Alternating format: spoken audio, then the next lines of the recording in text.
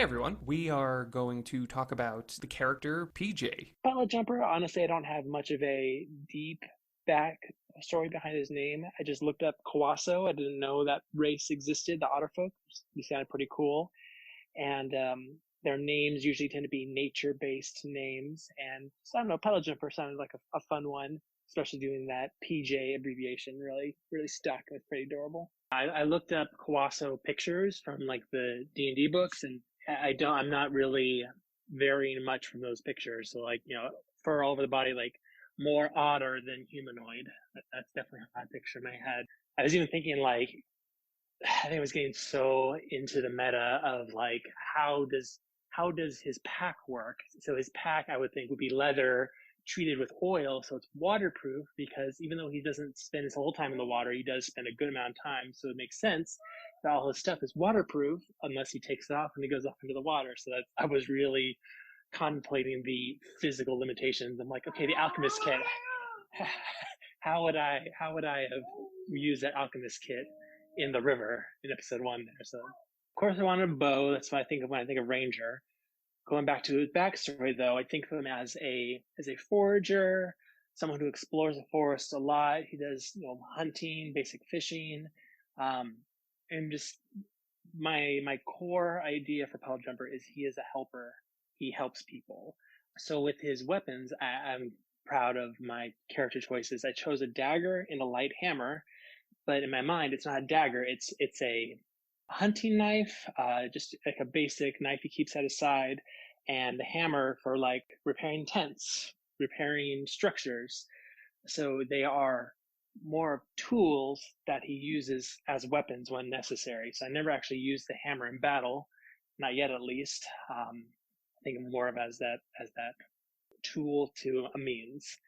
And then the bow, I haven't pulled out the bow yet in battle, but just more of the like a hunting bow for game for the village. I'm sure he has something in his pack.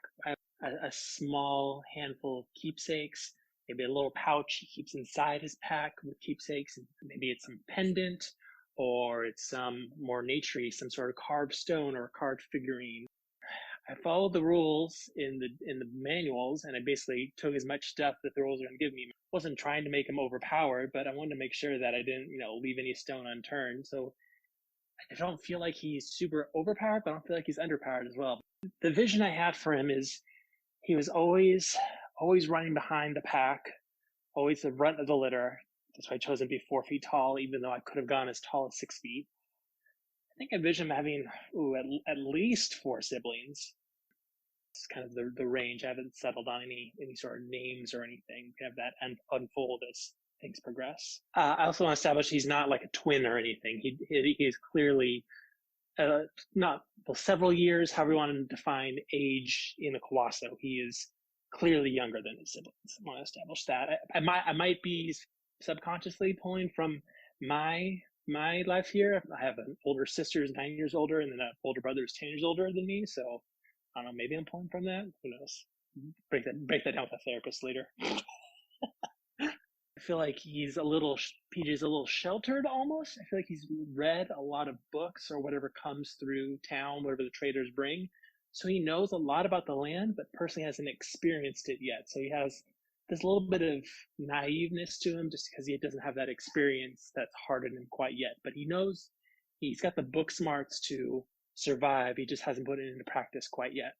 He doesn't rush into battle. He supports, but he's willing to fight. He knows what he needs to do to stay alive, but to protect those that he cares about. The optimist in me, with how I'm designing the character, I believe he is survivable, as compared to someone who rushes into battle or someone who's a spellcaster that doesn't have a lot of health. I made him nimble, so in an ideal world, I want to keep him alive. I like to keep him alive as long as possible if I can. Yeah, I'm feeling good so far. I definitely look forward to more opportunities, so I can make those choices as a ranger, as a Kawaso. I think overall, I'm feeling pretty good so far. With his journey, I feel his need for. I feel like his family is important, but just as important as the village. Like the village is his family, and his immediate blood relatives for sure have the higher priority. But for the good of the family, for the good of the village, he leaves to fight to save the village. So yes, family's important, but the community is so well knit. I'm gonna say the lines don't necessarily blur, but it's all the connections are strong. Family blood is definitely stronger, but not like much more in my head. Then that could still be worked out and kind of teased out a little bit more, but that's kind of what I'm thinking at the moment. With his family and with his village in general, going back to the map you've established, I don't know if our listeners ever going to get a chance to see the map, but the Kwaso village is in the northwest kind of Arctic area, and so it's more isolated. So I don't think big tragedy or war or any sort of big conflicts really have gotten to that area. It's just so far out of the way. I mean, travelers and traders go. It's probably a small bit of a port town, but it's kind of a sleepy town. Nothing too crazy going on. So I still picture him having both family members and a pretty well knit community. No major calamities. I don't see a war torn land. It's strong community. There's definitely gossip. Everybody knows everybody's business, but at the end of the day, they are a well knit community. They are quote unquote isolated, but they are aware of the overarching politics of the land. And so they would be aware of, they would still pay taxes to the kingdom and have, once then there's some trade as well. So they are connected with the world at large.